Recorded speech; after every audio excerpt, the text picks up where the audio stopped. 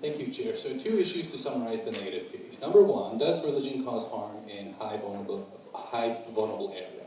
So what we've heard from the affirmative so far is that as a consequence of religion going into these high vulnerable area, that incentivizes the government not to fulfill their responsibility in helping and assisting in these areas. That was their main case. Now, number 1, that is not mutually exclusive, government aid and religious charity and religious aid. Like, why should the religion be punished for the government not fulfilling any responsibility? We haven't heard an answer on that point. But secondly, and more importantly, we believe that religious organization going into these areas actually incentivizes and pressurizes the government to fulfill their responsibility. It is oftentimes the churches and priests using their influence and their popularity to increase awareness of the problem in disaster vulnerable areas. So what we saw in regards to the flood in Bangladesh is that we saw like Catholic popes expressing his concern about the flood in Bangladesh, which pressurized the international community and also the Bangladesh government to do something about it. What we see in the United States, we see like Protestant church spending, not yet, millions of dollars on awareness creation campaign, awareness increasing program to highlight the issue of problems happening in rehabilitation programs in U.S. prison, which pressurizes the local U.S. government and state government to do something about it. So we don't think that the existence of religion necessarily disincentivizes the government to do something about it. We believe that it actually actively incentivizes to do things. But the third response is, their policy doesn't guarantee that the government will fulfill their responsibility when religion doesn't go in, especially in a context where we have a government ruled by the majority social group, majority religious group. They have absolutely no incentive to help the disaster occurring in places where the minority social group are living, ladies and gentlemen. In those kind of specific areas, since government have an active incentive to go in and help to do so, we believe that religion is really the only alternative in these kind of areas. The Deputy Prime Minister talked about how proselytization is bad because it causes religious conflict. We gave you 2 responses to this. Number 1, we don't think a Catholic church or group would proselytize in an extremely conservative and hostile, Islamic community or any other religious community because they have an interest in the security and the safety of obviously the priest and the staff who goes there and help there. Because additionally, they don't want to get any negative reputation from international community by being directly responsible for causing these religious conflicts. So it was quite unrealistic to assume so.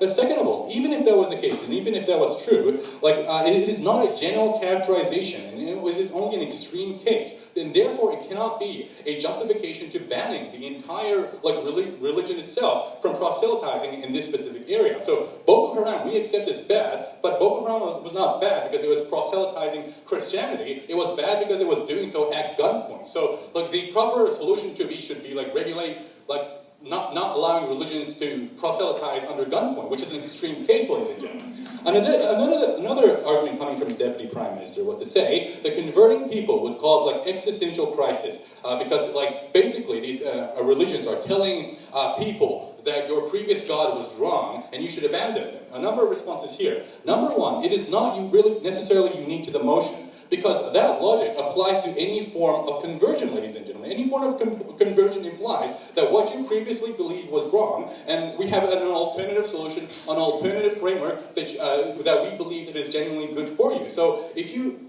take that logic, then you necessarily have to oppose any sort of conversion and any sort of proselytizing, which is obviously not about today's motion. The second response here is that in disaster vulnerable area, oftentimes people are already suffering from existential crisis. Why didn't the God save my daughter from being killed in an earthquake?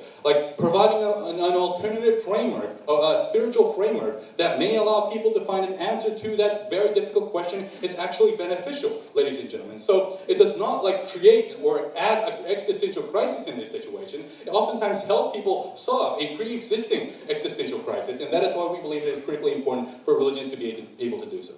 Moving to the second issue, what is the condition into choosing a religion or opting into a religion, or the issue of forced choice, right? Now, what we heard from the affirmative is that people living in these disaster vulnerable areas are vulnerable and they tend to be forced and opt into a religion irrationally.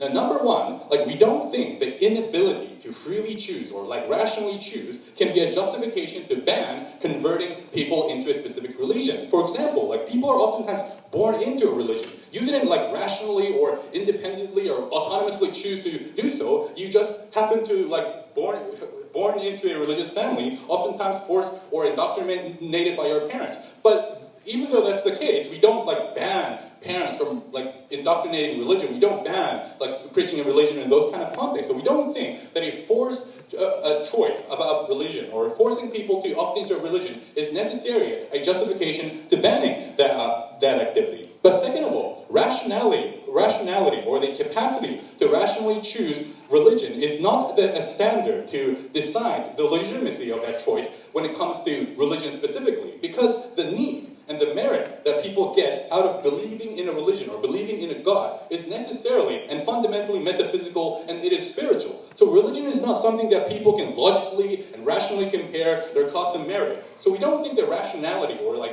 being forced is necessarily a criteria here to ban that particular choice.